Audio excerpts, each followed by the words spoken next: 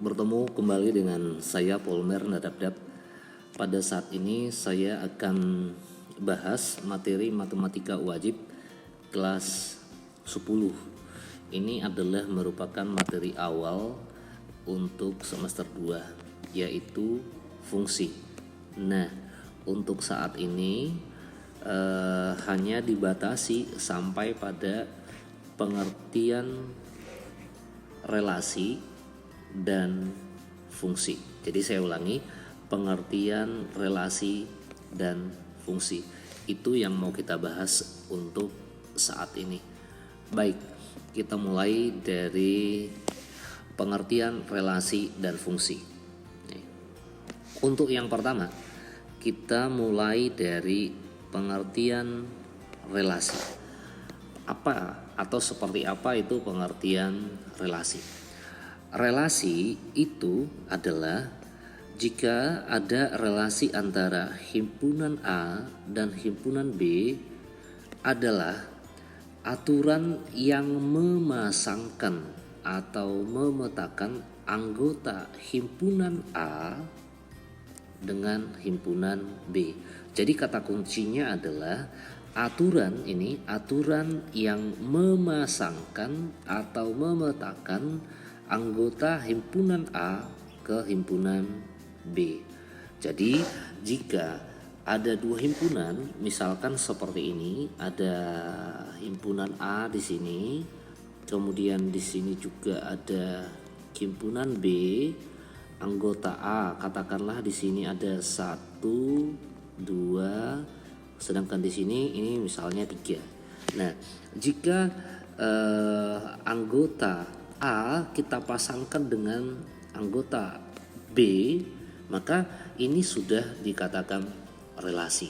Artinya jika sudah ada yang kita pasangkan antara anggota himpunan A dan anggota himpunan B, itu adalah relasi. Nah, kira-kira seperti itu saja pengertian relasi, ya. Nah, untuk relasi itu biasanya dinyatakan atau disajikan dengan diagram panah, itu yang pertama. Yang kemudian yang kedua adalah diagram kartesius. Yang ketiga adalah himpunan pasangan berurutan, ya. Oke, kita lihat contohnya seperti ini. Ini contoh 1. Nah, contoh 1 ini penyajian relasi dengan diagram panah, ya. Ini penyajian relasi dengan diagram panah. Jadi kalau saya tuliskan, ini diagram panah. Nah, kalau kita lihat, ya, ini relasi olahraga dan kegemaran. Kalau kita perhatikan kan bahwa ini Andi itu kegemarannya adalah olahraga basket, kan begitu ya. Sedangkan Badu, kita lihat ini adalah senam. Sedangkan Caca yang ini adalah basket juga ya, Caca ya. Kemudian Dodi ya, ini sepak bola dan juga bola voli. Nah, jadi di sini kalau kita perhatikan ini relasi olahraga dan kegemarannya, bahwa si Andi itu gemar basket, sedangkan Badu itu gemar senam, Caca itu gemar basket juga tadi ya, sedangkan Dodi itu adalah sepak bola, Dodi itu juga senang bola voli. Nah, dari sini bahwa yang mempunyai dua kegemaran itu adalah Dodi, ya. Dodi, yaitu kegemarannya adalah sepak bola dan bola voli. Nah, ini adalah termasuk relasi karena sudah dihubungkan antara anggota himpunan A dan himpunan B. Oke. Nah, kita lihat contoh yang kedua. Nah, di contoh yang kedua ini coba perhatikan. Ya, coba perhatikan.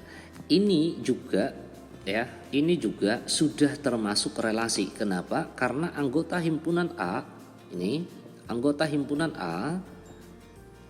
sudah dipasangkan dengan anggota himpunan B. Nah, tetapi kalau kita lihat di sini bahwa yang ini ya, ini 1, 2, oke. Kemudian yang ini 2, 4, kemudian ini 3, 6. Nah, dengan kata lain, kalau kita lihat di sini bahwa setiap himpunan A ini yaitu 1, 2, 3 tepat dipetakan satu kali, ya, tepat dipetakan satu kali terhadap himpunan B. Kan ada tadi perbedaan antara contoh 1 dan contoh 2. Kalau contoh 2 ini ada dia yang 2 kali dipetakan, yaitu Dodi. Dodi kan senang tadi sepak bola dan bola voli. Artinya ada 2 kali yang dipetakan. Tapi kalau contoh 2 ini adalah setiap anggota himpunan A ini hanya tepat dipetakan 1 kali terhadap himpunan B. Maka kalau seperti ini, ya, kalau dia anggota A tepat dipetakan 1 kali terhadap anggota B, inilah nanti yang disebut dengan fungsi atau pemetaan. Nah, gitu. Inilah yang disebut dengan fungsi atau pemetaan. Oke, nah kalau penulisan yang begini tadi, yang ini penulisan ini disebut dengan penulisan pasangan, ya, pasangan berurutan. Seperti yang sudah saya sebutkan terdahulu bahwa penyajian relasi itu bisa dengan diagram panah yang ini, kemudian boleh juga dengan pasangan berurutan, satu lagi boleh dengan koordinat kartesius. Nah, di sini sudah 2 yang kalian tahu. Oke, baik. Nah, jadi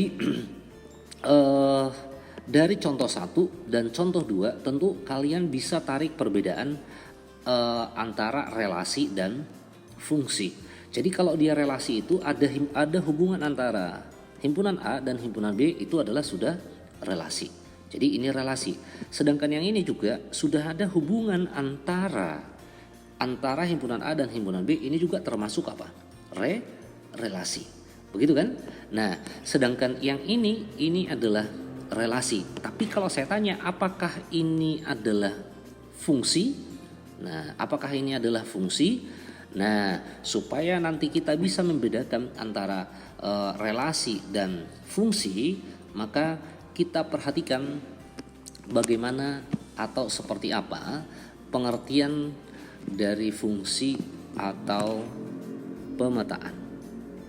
Nah, ini pengertian fungsi atau pemetaan adalah suatu fungsi f dari himpunan A ke himpunan B adalah relasi yang memetakan. Nah, kata kuncinya di sini, yang memetakan setiap elemen dari A secara tunggal dengan elemen B, ya. Jadi kalau saya ulangi garis bawah ini, setiap elemen dari A secara tunggal. Artinya sekali gitu loh, ya. Jadi kalau ini tadi kan bahwa ini 1 sekali dipetakan terhadap B, ya. Ini 2 dipetakan sekali terhadap B. Kemudian 3 juga hanya sekali. Sedangkan yang ini tadi Andi, iya sekali. Badu, iya sekali.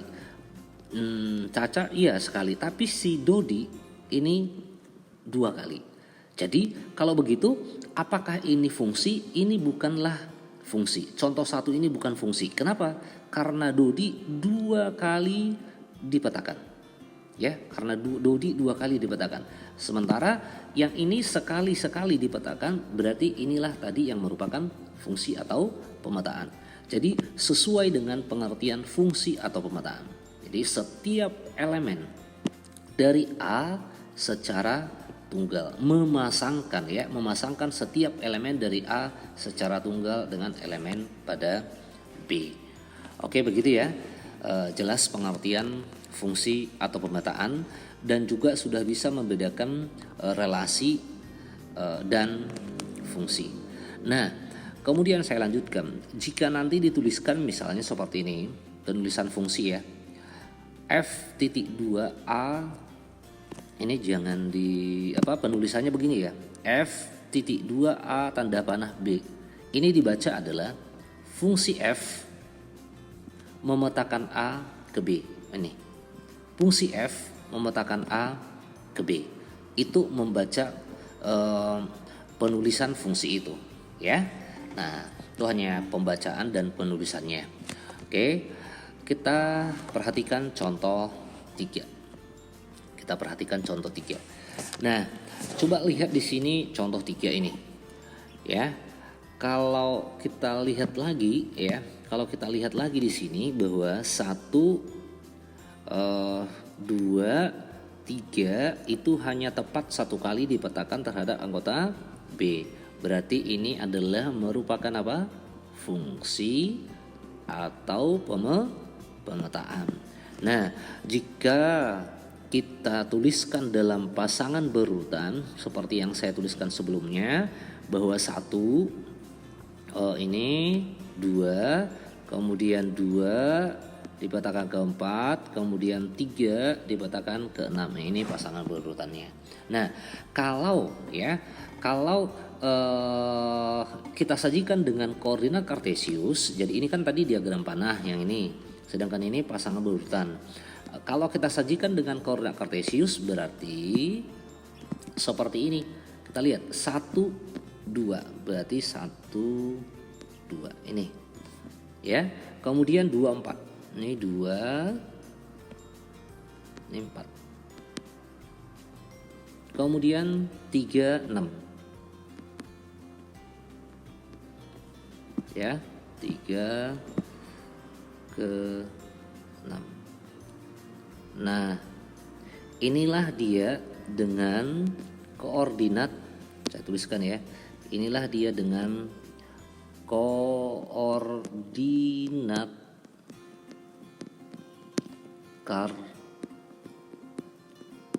kartesius. Nah, oke.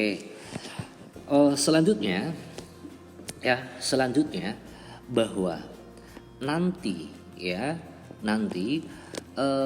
yang himpunan A ini, yang ini itu disebut nanti dengan daerah asal atau domain.